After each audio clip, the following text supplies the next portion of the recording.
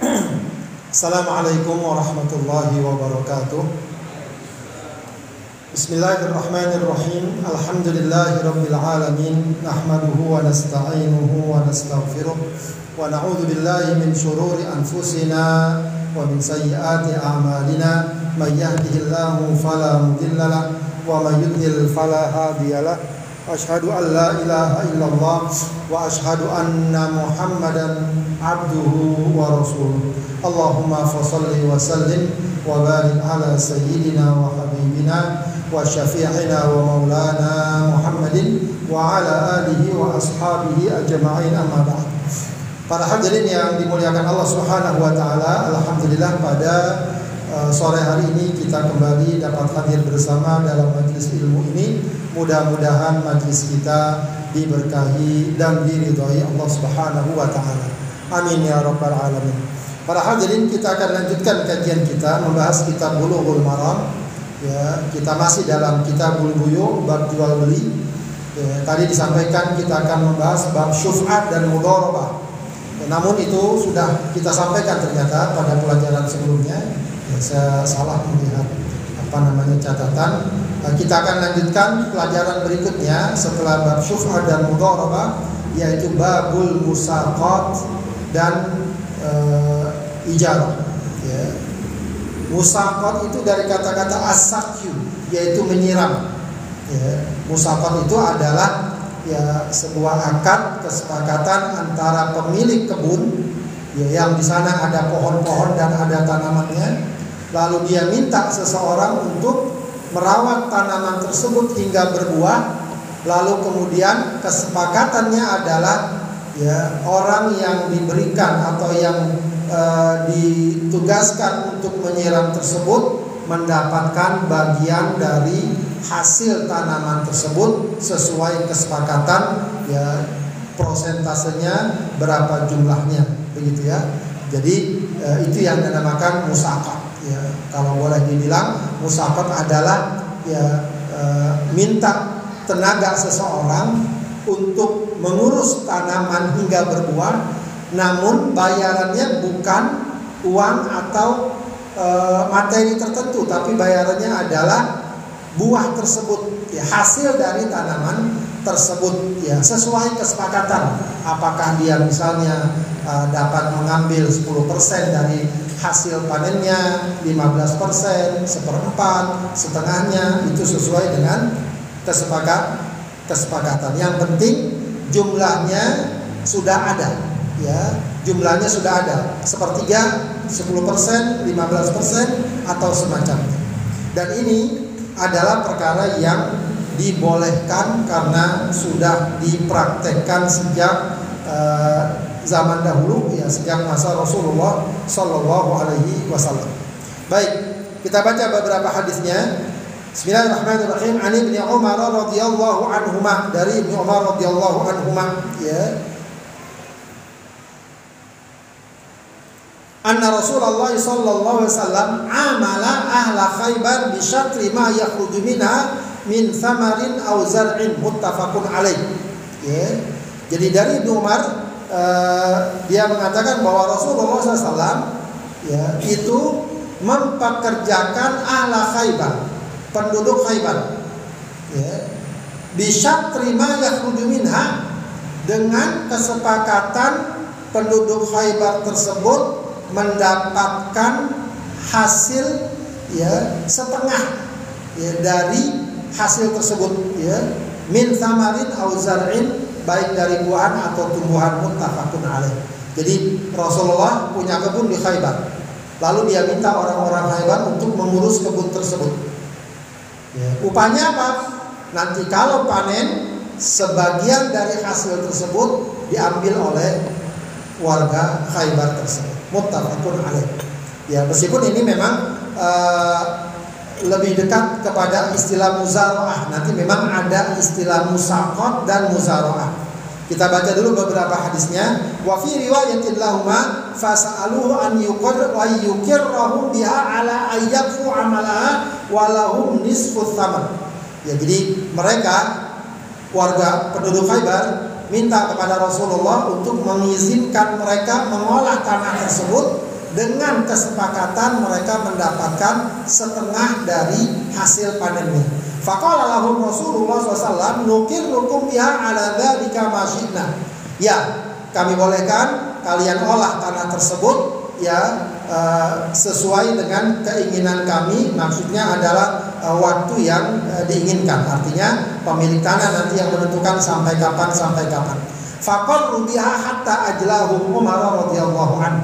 Maka mereka itu mengolah tanah tersebut sampai akhirnya ya mereka diusir oleh Umar radhiyallahu anhu. Karena kita tahu kemudian penduduk Khaybar ini Yahudi kebanyakan.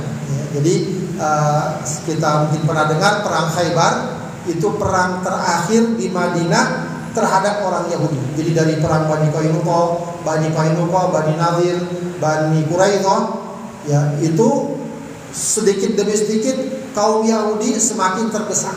Ya tentu karena pengkhianatan mereka.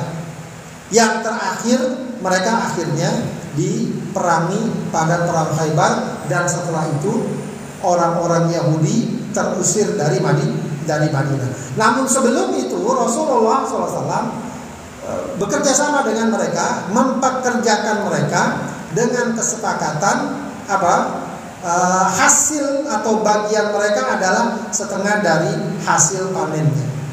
Wali muslimin anna Rasulullah sallallahu alaihi wasallam dafa ila yaudi Khaybar nahla Khaybar wa ardaha. Dalam riwayat Muslim dikatakan bahwa Rasulullah SAW menyerahkan kepada Yahudi Khaybar kebun kurma di Khaybar wa ardaha dan tanahnya ala ayyatamiluha min amwalihim, agar mereka kelola ya, dengan modal dari mereka, walahum syatru thamariha, dan mereka mendapatkan setengah dari hasil panennya ya. Jadi para hadirin sekalian, hadis-hadis ini menunjukkan bahwa ya, boleh seseorang melakukan akad terkait dengan ladangnya, sawahnya dengan penggarap ya, dengan penggarap. Di sana nanti ada yang namanya musaqat dan ada yang namanya muzara'ah. Kalau musaqat itu cukup penggarap itu nyiram aja. Jadi tanamannya sudah ada, sudah ditanam, mungkin juga sudah dipupuk, sudah jadi besar, tinggal ngurusin agar dia berbuah ya, jadi cuma modal tenaga aja agar pohonnya berbuah ya. Kemudian upahnya bagaimana? Disepakati, nanti hasilnya kamu dapat setengah, dapat sepertiga, dapat 10%, itu disepakati. Itu namanya musaqat. Kalau muzara'ah ya, dia lebih lebih keras lagi atau lebih jelas lagi usaha dari penggarap. Artinya pemilik lahan hanya menyediakan lahannya. Penggarap ini bisa menyediakan pupuknya, benihnya, lalu dirawat sampai panen.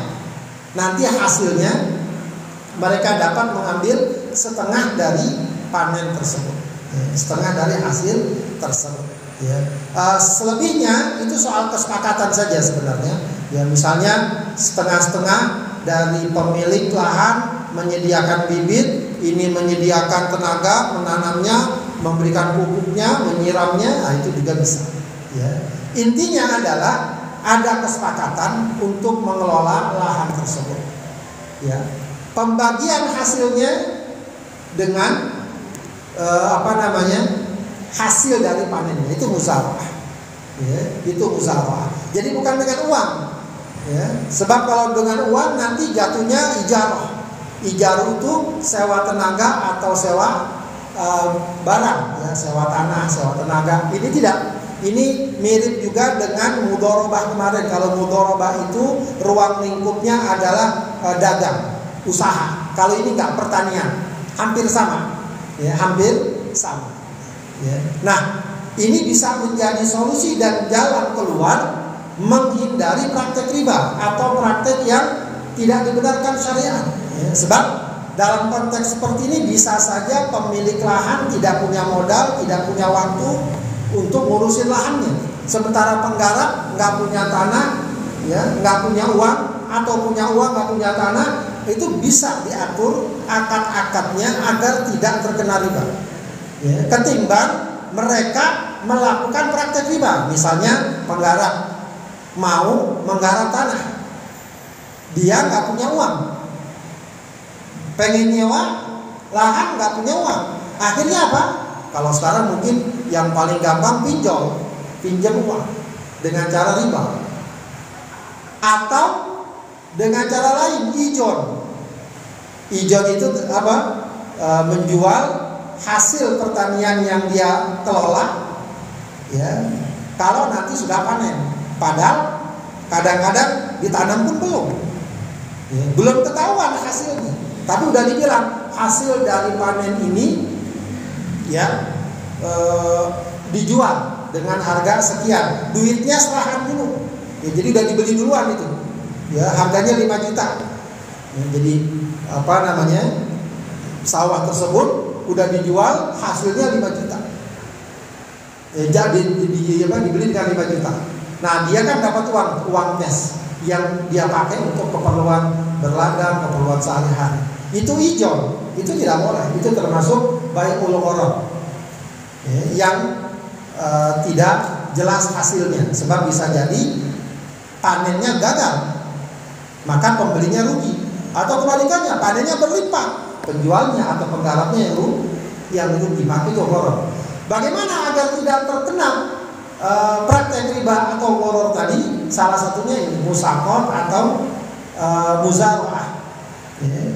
Juga bisa tadi sebelumnya ada bai' salam. Jadi ada 3, bisa 4, ya, untuk tidak terkena riba. Ya, musaqat dia gak punya duit, sudah dah, saya kerja aja, saya kerja nyiram aja, tapi nanti upahin. Ya. Nah, upahnya bisa dalam bentuk uang. Kalau dalam bentuk uang maksudnya ijarah. Ijarah itu upah, ya. Bisa dalam bentuk musaqah, ya. Bisa jadi yang punya lahan gak punya uang. Oh, saya gak punya uang segala macam. Kamu nanti hasilnya, ya, dari apa? Dari hasil panen. Dari hasil panen. Ya, berapa? 15%, 10%, ya, itu bisa hal tersebut, ya. Ya, itu bisa masuk bab musaqat atau muzara'ah. Ya, dia punya uang tapi nggak punya lahan, boleh dia beli, dia nanam, dia beli bibit, dia tanam, lalu dia pupuk. Nanti hasilnya, kalau di sini Rasulullah bagi hasilnya setengah-setengah, setengah bagi pemilik lahan, setengah bagi penggarap. Itu dibolehkan. Hal tersebut dibolehkan. Ya. Baik, kemudian wa an Hamdalah bin Qais sa'altu Rafi' bin Khadij radhiyallahu anhu. Dari Hamdalah bin Qais, dia berkata, aku bertanya kepada Rafi' bin Khadij radhiyallahu anhu, ya, an qira'il ardi bidzahabi wal fiddah, ya, yaitu tentang menyewa tanah dengan emas dan perak. Nyewa tanah setahun berapa? Bayarnya dengan 10 gram emas. Boleh tak? Boleh. Faqala la ba'sa bihi, kata Rasulullah, enggak apa-apa. Innama kana an-nasu yu'ajiruna ala ahdi Rasulullah SAW ala madiyana wa aqbalil jadawil wa asya'a minaz-zar fayahliku hadha wa yaslamu hadha wa yaslamu hadha wa yahliku hadha. Cuma saja dulu orang melakukan sewa menyewa itu pada masa Rasulullah itu berdasarkan, ya, nyewa lahan. Bayarannya pakai apa? Pakai tanaman yang tumbuh di pinggir sungai, ya, sungai kecil, sungai besar, ya, atau tanaman yang di sebelah sini. Ya, fayahliku hada wa yaslamu hada wa yaslamu hada wa yahliku hada. Ya, maka bisa jadi yang bagian sini gagal panen, rusak, yang di sini sukses, ya, panen, yang di sini panen, yang di sini gagal. Ya. Ya. Walam yakun linnasi qira'un ila hada. Ya, saat itu praktek sewa menyewa tanah itu garapan tidak ada selain itu. Falidzalika zajaran, karena itu dilarang. Fa amma syai'un ma'lumun madmunun, adapun kalau perkaranya jelas dan terjamin, fala ba'sa bihi, maka enggak apa. Jadi pada masa Rasulullah yang kemudian dilarang oleh Rasulullah praktek sewa tanah itu kalau akadnya sewa, ya, Kalau tadi kan akadnya musaqat dan muzara'ah. Jadi kerjasama kalau tadi. Kalau ini sewa. Kalau sewa itu ya upahnya atau imbalannya harus definitif. Harus persis. Misalnya kalau sekarang berapa sewa tanahnya? Setahun 10 juta. 10 juta. Atau kalau pakai emas 10 gram emas misalnya. Itu gak apa-apa. Tapi pada zaman dulu ya, jadi orang sewa tanah. Ya, kalau sekarang istilah sewa tanah sehektar. Dalam sehektar itu ada beberapa petak. Ya, maka orang ini nyewa tanah, nyewa sawah lah katakan 100 juta. Nggak pakai uang. Kalau pakai uang jelas.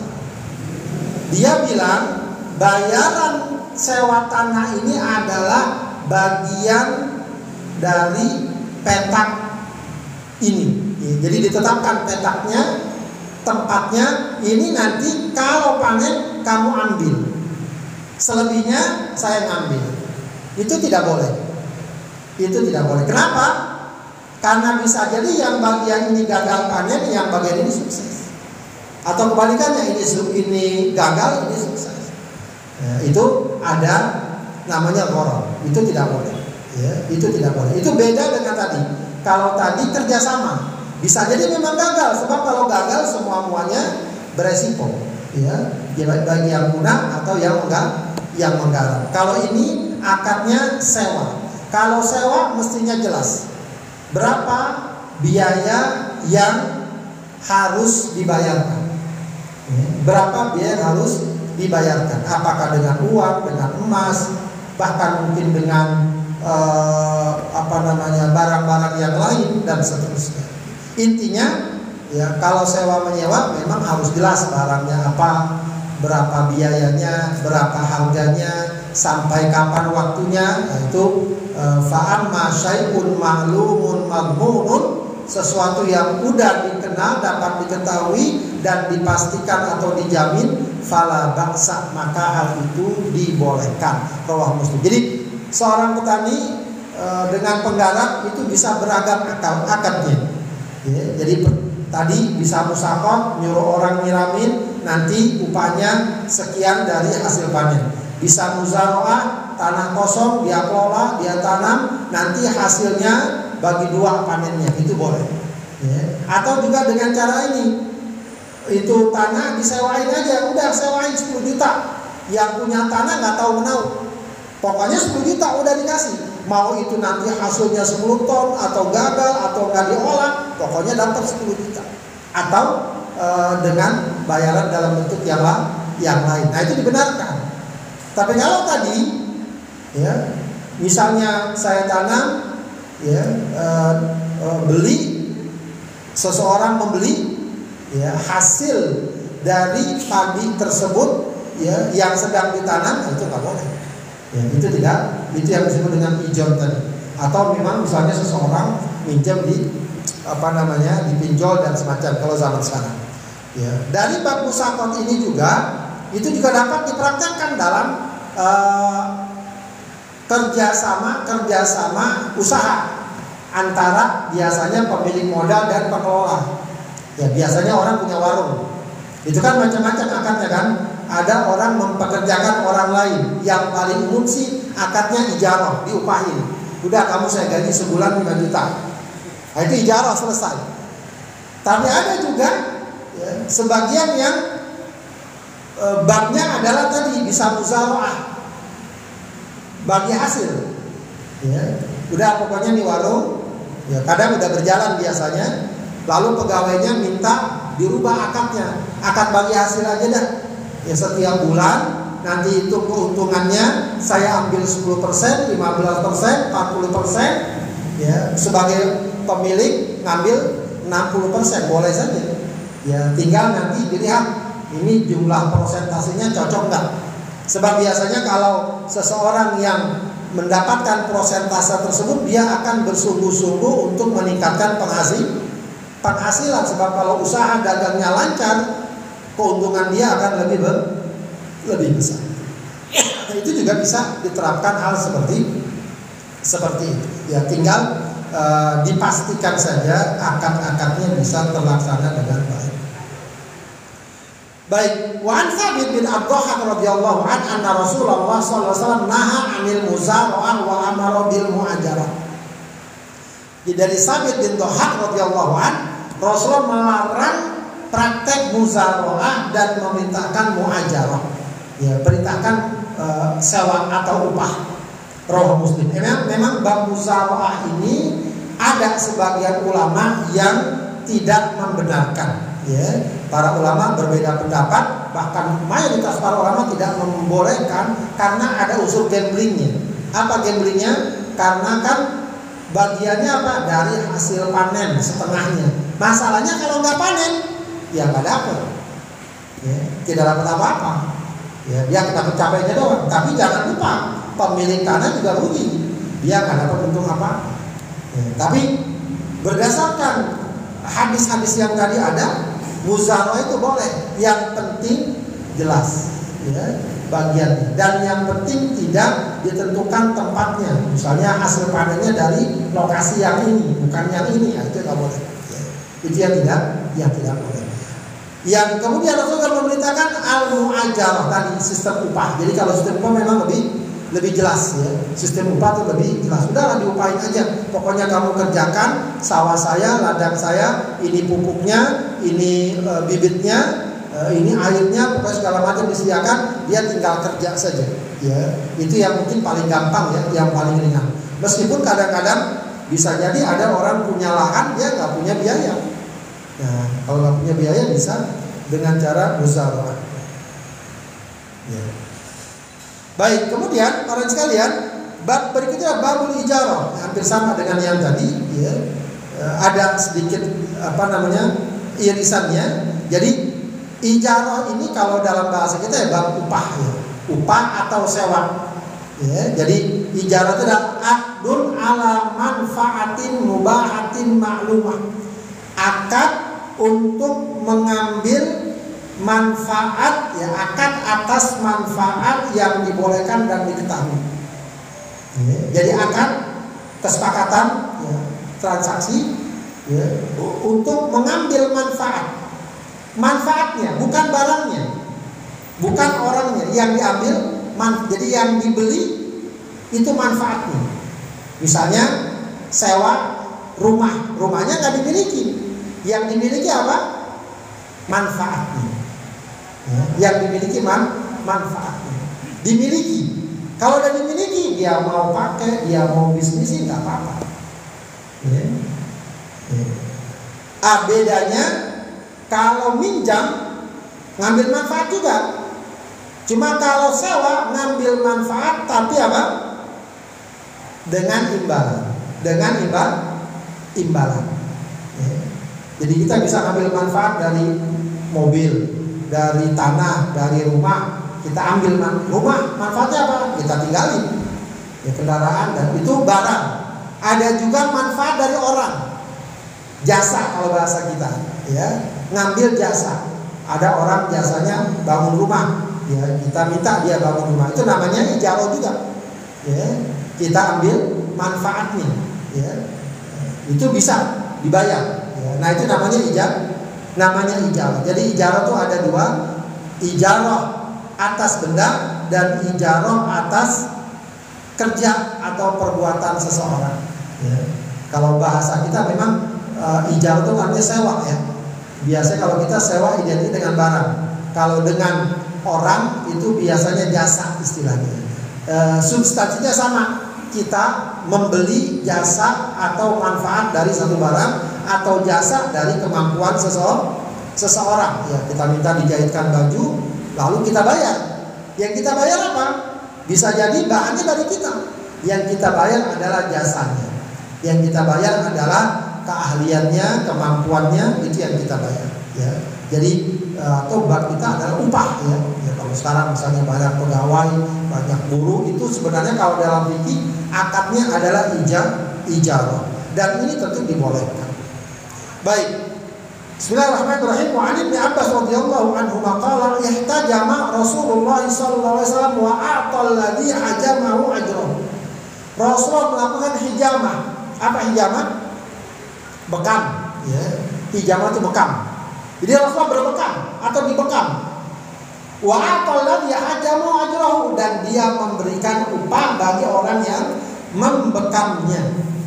Walau kana haraman lam yu'tihi, kalau seandainya memberikan upah kepada orang yang membekamnya haram, lam yu'tihi, beliau tidak memberikannya. Rawahu Bukhari. Maka hadis ini oleh para ulama dikatakan bahwa boleh memberikan upah kepada orang yang membekam. Ya, jadi kenapa? Ya karena di situ ada jasanya, ada kemampuan dia yang kita manfaatkan. Ya, maka ini juga sering dikatakan bagus kalau kita juga biasakan ya, atau rutin ya, berbekam. Ya, selain juga itu bagus bagi kesehatan, dan di sana juga ada ya sunnah atau setidaknya Rasulullah dulu suka melakukannya. Ya. Cuma memang ada hadis yang mungkin bagi sebagian orang jadi agak riskan ya, atau agak menjaga jarak ya. Wa an Rafi bin Khadij, dari Rafi bin Khadij radhiyallahu anhu qala, dia berkata, qala Rasulullah sallallahu alaihi wasallam, Rasulullah bersabda, kasbul hajjami khabithun. Ya, penghasilan tukang bekam khabith. Khabith itu biasanya diartikan untuk sesuatu yang buruk. Rawahu Muslim. Sehingga antara hadis ini dengan hadis sebelumnya itu memang patut dikompromikan. Kalau hadis sebelumnya Rasulullah nggak bilang khabith, justru Rasulullah kasih upah kepada orang yang membekam. Sedangkan di sini dibilang khabith. Sehingga para ulama menjelaskan khabith di sini tidak sama dengan istilah khabith yang lain ya. Wal khabithuna lil khabithat, begitu ya, atau makanan yang khabith, yang busuk, yang buruk, tidak. Khabith di sini lebih menunjukkan bahwa ya upah bekam itu ya bukanlah upah yang kalau bahasa sekarang apa ya, yang favorit begitu ya. Ya sekarang kan boleh dibilang kalau pekerjaan itu ada strata-stratanya. Oh kalau ini sih pekerjaan biasa, kalau ini pekerjaan bergengsi bahasanya gitu ya. Bergengsi atau baik atau bagus. Jadi penghasilan dari bekam itu boleh, bayar upah bekam itu boleh karena Rasul bayar upah bekam, tapi dia bukan merupakan sesuatu yang layak begitu ya. Sehingga memang banyak para ulama mengingatkan ya bagusnya memang bekam tidak dipasang tarif begitu ya. Tidak dipasang tarif, tapi ya serelanya orang memberikan apa yang diberikan. Tapi sekali lagi itu juga tidak salah kalau orang memasang tarif atas praktek bekam yang dia lakukan. Baik, kemudian wa an Abi Hurairah radhiyallahu anhu qala Rasulullah sallallahu alaihi wasallam, dari Abu Hurairah radhiyallahu anhu dia berkata, Rasulullah sallallahu alaihi wasallam bersabda, qala Allah azza wa jalla, Allah berfirman, Allah azza wa jalla berfirman. Ini berarti hadis qudsi. Ya, hadis qudsi, hadis yang ya maknanya dari Allah, lafaznya, pelafazannya, ya, pelafalannya itu dari Rasulullah SAW. Apa firman Allah dalam hadis qudsi ini? Salasatun ana khasmuhum yaumal qiyamah. Ada 3 golongan yang aku akan menjadi musuhnya di hari kiamat. Ini satu hal yang patut kita waspadai. Ya, sebab Allah bilang, aku akan menjadi musuh orang-orang ini. Siapa? Pertama, rajulun a'tabi tsumma ghadara. Ya, seseorang ya yang diberikan sesuatu atas namaku. Jadi ada orang misalnya bawa nama Rasulullah ya misalnya katakanlah misalnya umat Rasul dan lain sebagainya ya. Lalu dengan sebab itu ya orang ini mendapatkan sesuatu, misalnya mendapatkan pinjaman, mendapatkan kemudahan dan seterusnya. Tapi ghadar, dia khianat, udah bawa nama Rasulullah SAW, ya mungkin disebut hadisnya atau apa, ya. Tapi kemudian dia khianat, ya. Dia mungkin dusta, dia mungkin katakanlah punya utang tidak bayar utang, ya. Atau ada kesepakatan tidak dia penuhi kesepakatan. Ya. Padahal mungkin orang memberikan dia sesuatu karena melihat dia ini tadi menyebut nama Rasulullah dan seterusnya. Ya, itu ibarat ini. Seringkali kan suka ya orang datang minta bantuan, tolong dong bantuin saya. Ya. Kita mungkin nggak bisa bantu langsung, maka kamu datang ke si Fulan, nanti saya bilang si Fulan untuk bantu kamu. Misalnya kasih pinjaman, kasihlah dia pinjaman. Ya. Karena Fulan ini sama kita hormat, maka dia kasih pinjaman. Ke orang tadi yang kita bantu berapa? 10 juta. Kesepakatannya apa? Setiap bulan bayar 1 juta. Dapat dia pinjaman. Sebab apa? Sebab kita. Tapi ternyata dia tidak komitmen. Ya, dia tidak mau bayar pinjaman tersebut. Akhirnya apa? Tentu nama kita kurang baik. Nah, begitu kurang lebih gambaran ya apa yang Rasulullah katakan, rajulun aqabi tsumma ghadara. Wa rajulun ba'huran fa'akala samanahu. Dan orang yang menjual orang merdeka uangnya diambil, dimakan. Ya orang merdeka kalau dulu yang bisa dijual budak. Kalau ini orang merdeka dijual. Asalnya dia bukan budak, entah bagaimana caranya sehingga dijual. Mungkin dia siksa atau dia tahan, padahal dia bukan budak. Ya, mungkin ini kasusnya pada masa kita sekarang tidak ada. Kalaupun ada, biasanya kalau sekarang itu disebut apa kalau bahasa kerennya itu human trafficking ya, bisnis jual orang lah bahasa gitu ya. Itu biasanya kalau meskipun nggak sama dengan perbudakan, ada orang direkrut, katanya dapat kerja enak di sini di negara Taiwan, Kamboja, di sana disiksa, dipaksa, ya, dikerja apa begitu ya, itu yang sering terjadi. Itu ya substansinya sama, ya orang ditipu, ya bekerja di suatu tempat, ya dengan iming-iming tertentu, padahal di situ fasilitas sangat minim, gaji sedikit, kerja keras dan seterusnya, ya, tanpa hak. Itu bisa juga ya, dan sekarang memang sering disorot ya orang-orang yang ya, melakukan human trafficking tadi, ya pelanggaran hak asasi manusia, mempekerjakan mereka di luar batas kemanusiaan.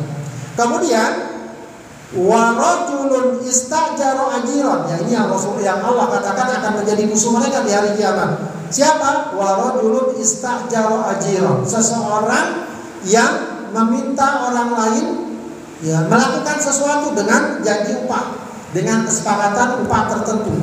Fastaufa minhu, orang tadi pekerja itu sudah melaksanakan tugasnya, ya, memenuhi jasanya. Apa misalnya? Ngecat rumah, dicat rumah dengan bagus, sudah selesai.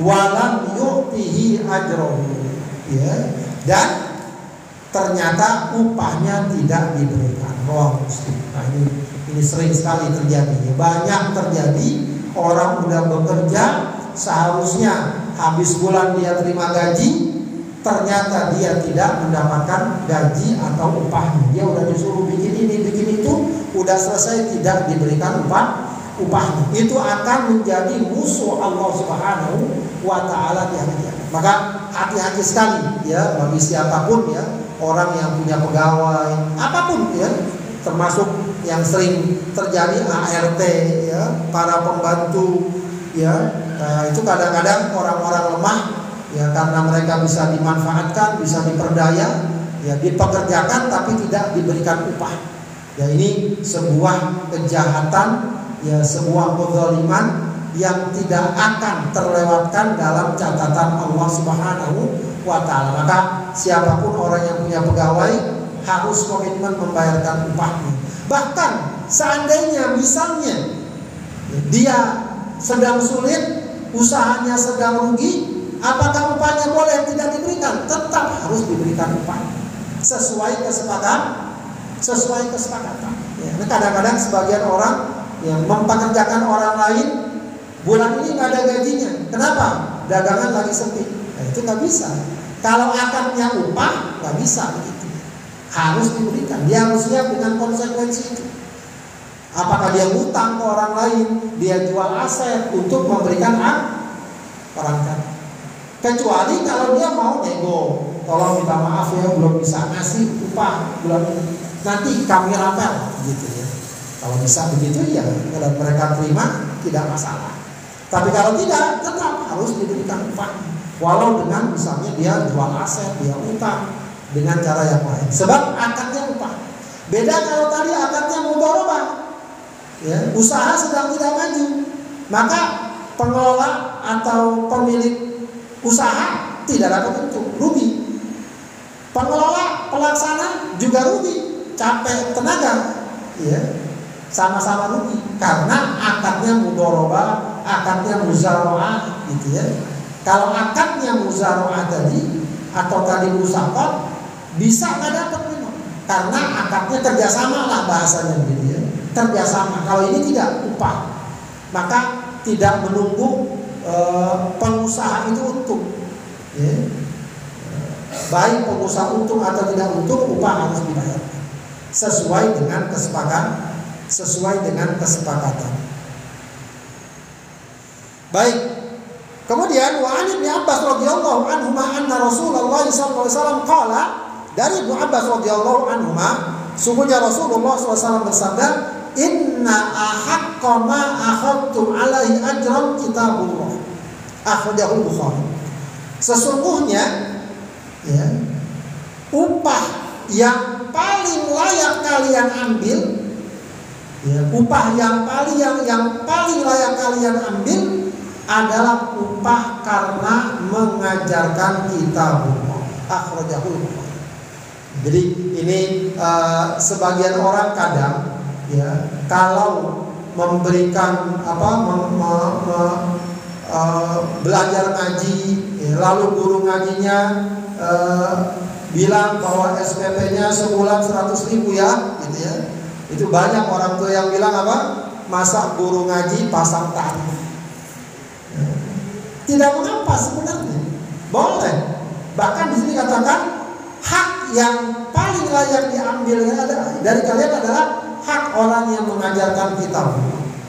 Ya tentu masalah jumlahnya tinggal dilihat kesesuaiannya. Ya, cuma jangan kemudian diartikan kalau guru ngaji itu jangan ngarep bayaran. Itu sama. Ini soal jasa, apalagi terhadap kitab. Ya, mengajarkan orang bahasa Inggris, ngajarin nyanyi, les piano bisa jutaan, dan orang nggak bilang masa les piano dia jutaan. Ya. Sementara ini yang diajarkan kita berubah. Ya. Maka para ulama mungkin tidak menyalahkan, membolehkan, ya, mengambil upah karena mengajarkan Al-Qur'an. Ya. Bahkan dari sini juga para ulama kemudian banyak yang mengatakan boleh kalau seseorang misalnya bertugas sebagai imam, sebagai muadzin, ya, mengambil upah, ya, dengan pemahaman dia meluangkan waktunya untuk itu, ya, mengkhususkan waktunya untuk itu yang sebenarnya mungkin bisa digunakan untuk kesana kemari berusaha, ya, tapi dia bisa mengambil upah untuk hal-hal seperti itu. Jadi sepanjang itu wajar, sesuai, dan tidak murni semata-mata dia jadikan sebagai bisnis, ya tentu saja yang mengajarkan Al-Quran juga, ya, selain dia mendapatkan upah, tentu saja yang paling utama adalah mengharapkan ridha Allah Subhanahu wa Ta'ala. Jadi jangan selalu dikatakan bahwa orang yang ingin cari ridha Allah berarti tidak berharap upah. Tidak, itu bisa digabungkan. Dia mengharapkan upahnya, tapi dia mengharapkan ridha Allah. Bisa nggak digabungkan? Bisa. Ya, jangan seakan-akan kalau mengharapkan upah berarti enggak ikhlas. Ya, itu juga salah. Ya, itu salah. Makanya dalam satu riwayat, ya, mengajarkan Al-Quran itu dapat dijadikan sebagai mahar dalam perkawinan. Ya, sementara mahar itu adalah sesuatu yang berharga dan bernilai. Jadi ada sahabat nggak punya duit. Ya, udah deh kamu yang paling dikit duit sedikit pun nggak punya. Ternyata udah cincin besi. Walau khataman min hadid, ternyata nggak punya juga, ya, saking carenya. Ya. Dan kamu hafal Al-Quran, ya hafal. Oh, kalau gitu kamu ajarkan istrimu dan jadikan itu sebagai mahar, ya, itu dibolehkan. Ya. Tapi itu kalau nggak punya uang. Ya. Kalau punya uang jangan pakai itu. Ya. Punya uang banyak. Kebetulan hafal Al-Quran, biar nggak keluar duit saya ngajarin Al-Quran aja. Ya itu lain lagi babnya, itu nggak mau ngeluarin duit namanya. Ya, Rasulullah kurang apa hafal Qurannya, tapi dia kalau menikah itu rata-rata ya, istrinya itu maharnya berapa? 500 dirham. 500 dirham itu kalau zaman itu ya, kalau 200 dulu, 200 dirham itu nilainya sama dengan 85 gram emas. Kalau 500 dirham sekitar 200 gram emas, sekitar. Ya, hitung aja itu berapa angkanya. Ya, tinggi. Ya, jadi, tapi kalau nggak punya ya jangan memaksa. Ya, bahkan cukup dengan mengajarkan Al-Quran sudah bisa. Ya. Kemudian dikatakan man istajara ajiran, Rasulullah bersabda, man istajara ajiran fal yusammilahu ujratahu. Nah, ini juga penting. Siapa yang mempekerjakan seseorang, maka sebutkan berapa upahnya. Nah, ini kadang-kadang kita suka nggak enak atau enak, udah kerja di sini ya, kerja aja dia, nggak tahu upahnya berapa. Ya. Kalau kebetulan dikasih upah melebihi ekspektasinya, senang. Ternyata, saya kirain dapat segini, udah kerja capek-capek, cuma dikasih 5.000 misalnya. Maka bagusnya orang kalau ya, sepakat deal sewa tertentu, tanya, ini berapa sewanya, berapa upahnya. Dia mau bikin mobil, sewa mobil ya, pakai aja dah, ada kayak begitu. Berapa? Oh, terserah. Bagusnya diperjelas berapa jumlahnya, berapa harganya, biar clear. Memang kadang-kadang sebagian orang suka dengan bahasa dan gayanya itu, udah ada terserah. Ya, itu kadang kalau bahasa itu malah jadi nggak enak kita kan. Ya, kita kasih banyak, kita juga nggak punya duit. Kita kasih dikit, takut nggak sesuai. Jadi akad-akad seperti itu malah kurang bagus sebenarnya secara syariah. Sebab kalau dalam syariah itu akad itu harus jelas, barangnya jelas, harganya jelas dan seterusnya. Ya, makanya mohon maaf, ya walaupun mungkin kesannya bagus ya, beli ada orang jual barang, jual berapa harganya terserah, yang penting ikhlas, itu kurang bagus. Tapi jelaskan, ini harganya sekian, sudah. Ya, perkara dia kemahalan ya udah nggak jadi beli. Ya, jadi itu lebih baik ketimbang tidak jelas berapa harganya. Ya, jadi dijelaskan ya, berapa harganya, ongkosnya berapa, jangan dibilang terserah. Ya, jangan dibilang, kecuali kalau kita memang sejak awal niatnya pengen sedekah. Ya, tapi itu juga kadang-kadang jadi subjektif juga, ya, tipis perkaranya. Baik, demikian para sekalian hadis-hadis dalam babul ijarah yang mudah-mudahan dapat kita pahami dengan baik. Entah kalau ada waktu bertanya, ada? Insya Allah.